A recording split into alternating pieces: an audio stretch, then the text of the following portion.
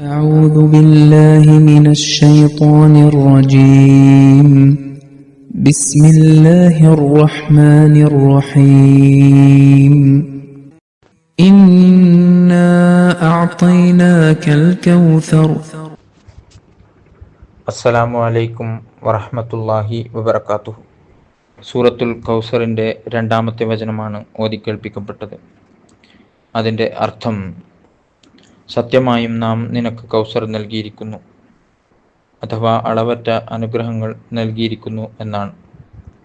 ഈ ആയത്തിൻ്റെ വിശദീകരണം ഹസ്രത്ത് മുസ്ലിം മൗദ് റളിയല്ലാഹു അൻഹുവിൻ്റെ തഫ്സീർ കബീറിൽ നിന്നും കേൾപ്പിച്ചു വരികയാണ്. ഇബ്രാഹിമി ദുആയിൽ മൂന്നാമതായി പറഞ്ഞ ഹിക്മത്ത് അഥവാ യുക്തിയെ സംബന്ധിച്ചാണ് കഴിഞ്ഞ ദർസിൽ വിവരിച്ചത്. വിശുദ്ധ ഖുർആനിലെ കൽപ്പനകളെല്ലാം തന്നെ യുക്തിസഹമാണെന്ന് പറയുകയുണ്ടായി. അതിന് ചില ഉദാഹരണങ്ങളും സമർപ്പിച്ചിരുന്നു.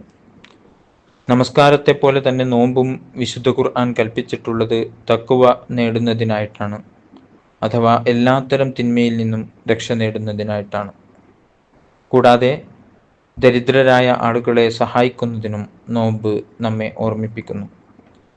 ചുരുക്കത്തിൽ, ഇസ്ലാം ആരാധനകൾക്കുള്ള കൽപ്പനകൾ നൽകുക മാത്രമല്ല ചെയ്തത്, മറിച്ച് ആ കൽപ്പനയിൽ അടങ്ങിയിരിക്കുന്ന യുക്തിയെയും വിശദീകരിക്കുന്നു. എല്ലാ ഇബാദത്തുകളും മനുഷ്യ നന്മക്കായിട്ടാണ് നിശ്ചയിക്കപ്പെട്ടിട്ടുള്ളത്, അല്ലാതെ അള്ളാഹു തൻ്റെ ആധിപത്യം അംഗീകരിപ്പിക്കുന്നതിന് വേണ്ടിയല്ല ആരാധനകൾ നിശ്ചയിച്ചത്. അങ്ങേയറ്റം യുക്തിഭദ്രമായ വിശുദ്ധ ഖുർആന്റെ ഒരു പ്രത്യേകതയാണ്, അതിൽ നൽകപ്പെട്ടിട്ടുള്ള സർവ്വകൽപ്പനകളും മിതത്വം പാലിച്ചുകൊണ്ടുള്ളതാണെന്നത്. അതിലൂടെ മനുഷ്യ മനസ്സിന് ആ കൽപ്പനകൾ ഒരു പ്രയാസമായി അനുഭവപ്പെടുന്നില്ല. വിശുദ്ധ ഖുർആൻ ആഹാരം കഴിക്കുന്നതിനെ സംബന്ധിച്ചുള്ള കൽപ്പന നൽകുമ്പോഴും മിതത്വം കൽപ്പിച്ചിട്ടുണ്ട്. ധനം ചെലവ് ചെയ്യുന്നതിനെ സംബന്ധിച്ചും മിതത്വം കൽപ്പിച്ചിട്ടുണ്ട്. എന്തിനധികം നമസ്കാരത്തെ സംബന്ധിച്ചും നോമ്പിനെ സംബന്ധിച്ചു പോലും മിതത്വം കൽപ്പിക്കപ്പെട്ടിട്ടുണ്ട്. ഒരു ഹദീസിൽ വിവരിക്കുന്നു, ഹദ്റത്ത് അബ്ദുല്ലാഹ് ബിൻ അംർ റളിയല്ലാഹു അൻഹു പറയുന്നു, എല്ലാ ദിവസവും നോമ്പ് നോൽക്കുന്നതിനും എല്ലാ രാത്രികളും മുഴുവനായും ഇബാദത്തിൽ മുഴുകുന്നതിനും തീരുമാനിച്ചുറച്ച എന്നോട് നബി തിരുമേനി സല്ലല്ലാഹു അലൈഹി വസല്ലം പറഞ്ഞു, ചിലപ്പോൾ നോമ്പ് നോൽക്കുകയും ഇടക്ക് ഒഴിവാക്കുകയും ചെയ്യുക, അതുപോലെ രാത്രികളിൽ ഉറങ്ങുകയും ഇടക്ക് ഇബാദത്തുകൾ ചെയ്യുകയും ചെയ്യുക. ഒരു മാസത്തിൽ 3 നോമ്പുകൾ എടുക്കുന്നത് മതിയായതാണ്. എന്നാൽ അതിനേക്കാൾ കൂടുതൽ നോമ്പ് നോൽക്കാൻ എനിക്ക് കഴിവുണ്ട് എന്ന് പറഞ്ഞപ്പോൾ നബി സല്ലല്ലാഹു അലൈഹി വസല്ലം പറഞ്ഞു, എങ്കിൽ നീ ഓരോ ദിവസം ഇടവിട്ടുകൊണ്ട് നോമ്പ് നോൽക്കുക. വീണ്ടും ഞാൻ പറഞ്ഞു, എനിക്കതിനേക്കാൾ കഴിവുണ്ട്. പക്ഷെ നബി സല്ലല്ലാഹു അലൈഹി വസല്ലം അതിനേക്കാൾ കൂടുതൽ നോമ്പെടുക്കുന്നത് നല്ലതല്ല എന്ന് ഉപദേശിച്ചു. അദ്ദേഹം പിന്നീട് പ്രായമായപ്പോൾ പറയാറുണ്ടായിരുന്നു, നബി തിരുമേനി സല്ലല്ലാഹു അലൈഹി വസല്ലമയുടെ ഉപദേശം സ്വീകരിച്ചിരുന്നെങ്കിൽ എത്ര നന്നായേനെ. കാരണം ഈ വാർദ്ധക്യാവസ്ഥയിൽ ഒരു ദിവസം ഇടവിട്ട് നോമ്പ് നോൽക്കുന്നത് തന്നെ പ്രയാസകരമായി തോന്നുന്നു. നമസ്കാരത്തെ സംബന്ധിച്ചും റസൂൽ തിരുമേനി സല്ലല്ലാഹു അലൈഹി വസല്ലം ചില സമയങ്ങളിൽ നമസ്കരിക്കുന്നതിന് വിലക്കിയിട്ടുണ്ട്. സൂര്യൻ ഉദിച്ചുയരുമ്പോൾ, സൂര്യൻ മധ്യാഹ്നത്തിലാകുമ്പോൾ, അതുപോലെ അസ്തമിക്കുമ്പോൾ നമസ്കാരം അനുവദനീയമല്ല. അതായത് മനുഷ്യൻ്റെ മസ്തിഷ്കം ചില സമയങ്ങളിലെങ്കിലും എല്ലാത്തിൽ നിന്നും വേർപെട്ട് നിൽക്കേണ്ടതും അനിവാര്യമാണ്. ഒരിക്കൽ തൻ്റെ വീട്ടിലേക്ക് കയറി ചെല്ലുമ്പോൾ പ്രിയ പത്നി ഹസ്രത്ത് സൈനബ് റളിയല്ലാഹു അൻഹ ഒരു കയർ കെട്ടി തൂക്കിയതായി കാണാനിടയായി. എന്തുകൊണ്ടാണ് അങ്ങനെ കയർ കെട്ടിയിരിക്കുന്നത് എന്ന് നബി തിരുമേനി സല്ലല്ലാഹു അലൈഹി വസല്ലം ചോദിച്ചപ്പോൾ അവർ പറഞ്ഞു, നമസ്കരിക്കുന്നതിനിടയിൽ ക്ഷീണിതയാകുമ്പോൾ ഈ കയറിൻ്റെ സഹായത്തോടെ എഴുന്നേൽക്കുവാനാണ് എന്ന്.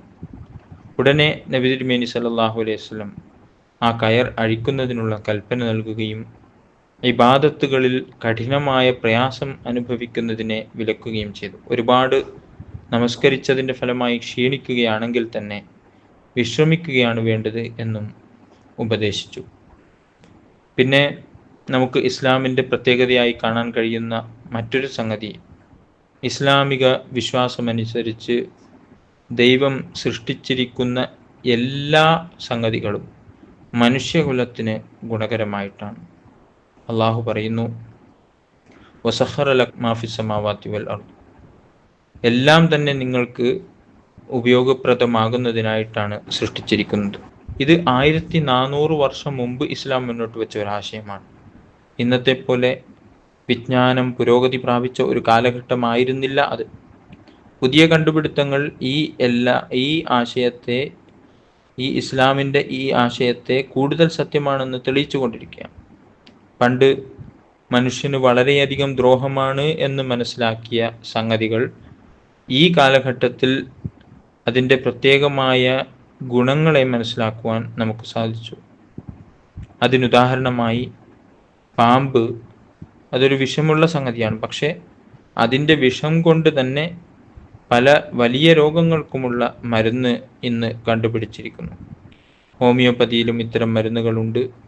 ഹുസൂർ പറയുന്നു, ഞാൻ സ്വയം അത് പല രോഗികൾക്കും അവരുടെ രോഗം ഭേദമാകുന്നതിന് നൽകുകയും അത് ഫലദായകമായി കാണുകയും ചെയ്തിട്ടുണ്ട്. ഇതെല്ലാം വിശുദ്ധ ഖുർആൻ ആധുനിക ശാസ്ത്രത്തിൻ്റെ കണ്ടുപിടുത്തങ്ങൾക്കെല്ലാം ഒരുപാട് കാലം മുമ്പ് പറഞ്ഞു തന്നതാണ്. അപ്രകാരം മറ്റൊരു സംഗതി വിശുദ്ധ ഖുർആൻ പറയുന്നത് ധാർമ്മിക ഗുണങ്ങളെ സംബന്ധിച്ച് അത് മനുഷ്യൻ നേരാംവണ്ണം പ്രയോഗിക്കുന്നതിൻ്റെ പേരാണ് എന്നാണ്. അതായത് മനുഷ്യനിലെ ആന്തരിക ഗുണങ്ങൾ ശരിയായി ഉപയോഗിക്കുമ്പോൾ അത് നന്മയും തെറ്റായി ഉപയോഗിക്കുമ്പോൾ അത് തിന്മയുമായി തീരുന്നു. ഉദാഹരണമായി കൈ ഒരു സാധനത്തെ എടുക്കുന്നതിന് ശക്തി നൽകുന്നു. ജോലി ചെയ്യാൻ അത് അനിവാര്യമാണ്. എന്നാൽ അന്യരുടെ അനുവാദമില്ലാതെ അവരുടെ ഒരു സാധനം എടുക്കുന്നത് മോഷണമാണ്. ഇസ്ലാമിക കാഴ്ചപ്പാടിൽ മനുഷ്യ പ്രകൃതം നന്മയിൽ അധിഷ്ഠിതമാണ്. എന്നാൽ അതിനെ തെറ്റായി ഉപയോഗിക്കുമ്പോൾ തിന്മ ഉടലെടുക്കുന്നു. മനുഷ്യൻ തൻ്റെ ആന്തരിക കഴിവുകളെ, ആന്തരിക ശക്തിയെ സമയവും സന്ദർഭവും ആവശ്യവും അനുസരിച്ച് ഉപയോഗിക്കുന്നത് അത് ഉന്നതമായ ധാർമ്മിക ഗുണമായി മാറുന്നതിന് സഹായകമാകുന്നു. ഇത്തരം യുക്തിജ്ഞാനത്തെ പറ്റിയെല്ലാം വിവരിക്കുന്ന മതം അത് ഇസ്ലാം മാത്രമാണ്. മറ്റൊരു മതവും ഇത്തരത്തിൽ വിവരിച്ചിട്ടില്ല. ബാക്കി ഇൻഷാ അല്ലാഹ് പിന്നീട് വിവരിക്കുന്നതാണ്. വാഖിറു ദഅവാന അനിൽ ഹംദുലില്ലാഹി റബ്ബിൽ ആലമീൻ.